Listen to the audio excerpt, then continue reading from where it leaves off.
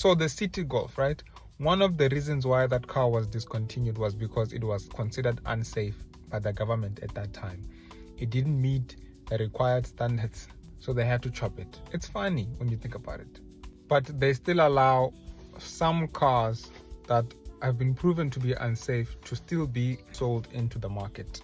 But that's not really what I want to talk about. What I want to talk about is the fact that these vehicles, people still buy them. And I feel like there's a number of people that are aware of these cars are not safe, but they still buy them. I can't really blame them. As much as I'm trying to create awareness, let me just make example, a Kwid, because I already made a video about a Kwid. I mean, you can get a Kwid for under 100,000. And when you think about what people are saying, when it comes to taking public transport or Ubers, it's not really the same when you're traveling in your own private vehicle. So when it comes to the safety of the Kwid, I don't know, just go look it up for yourself.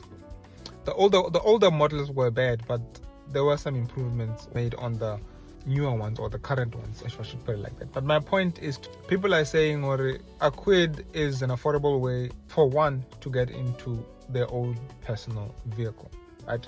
Instead of relying on buses, taxis, and Ubers. In as much as these cars, some of these cars are not the safest options, they still make sense for someone who's saying, we use taxis. And how these taxis are being driven on the road with or without passengers in there is already a risk on its own.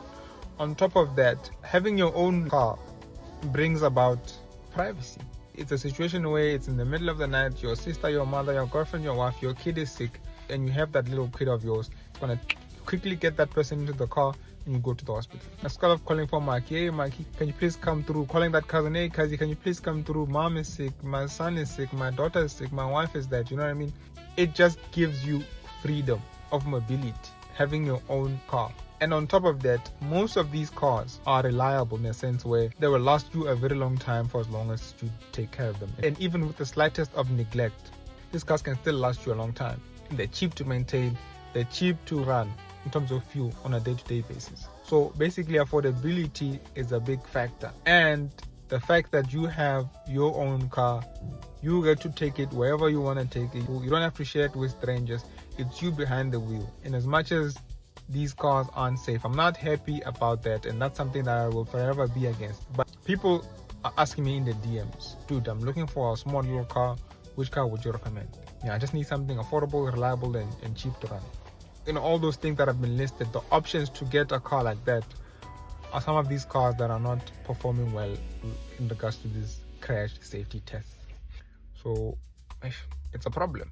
And I'm one of those people that also didn't check these safety things before buying a car. My car, even though my car is old, but still, I didn't check it until now. It's becoming a problem. But sometimes we just have to understand that people need to move, and they need the freedom of mobility without relying on a taxi, without relying on an Uber or any other transport that doesn't belong to them. When you really look into it, there's more benefits to it than, like I said, you have your privacy, peace of mind, and it's affordable. What options do we really have? So we're in a mess. The biggest problem is car manufacturers. They continue to make these vehicles that are not safe because they're trying to cost cut. And because the government is not strict enough, they will continue to do these things. And we won't necessarily have much of a choice because we need mobility. From a personal perspective, I need my own little car without having to worry about using public transport. Like I said, I've listed a bunch of benefits of having your own little car, even though it's not the safest, but it's still my car. And some people were saying that, but if we take the fight to the manufacturers to say, please make safer cars, in turn, these cars are going to be more expensive, which is true, which is another problem, because already cars in South Africa are overpriced, which is something that also needs to be handled as well. Why are these cars so expensive? Looking at how things are, people are buying these cars knowing that they're not the safest options because they are affordable. And we can't overlook the fact that having your own car is one of the biggest convenience a person can have, especially when the car is affordable. The disadvantage is it's not the safest car out there, but I have my own car that I can use to go from A to B, and the car is affordable. That is the major thing.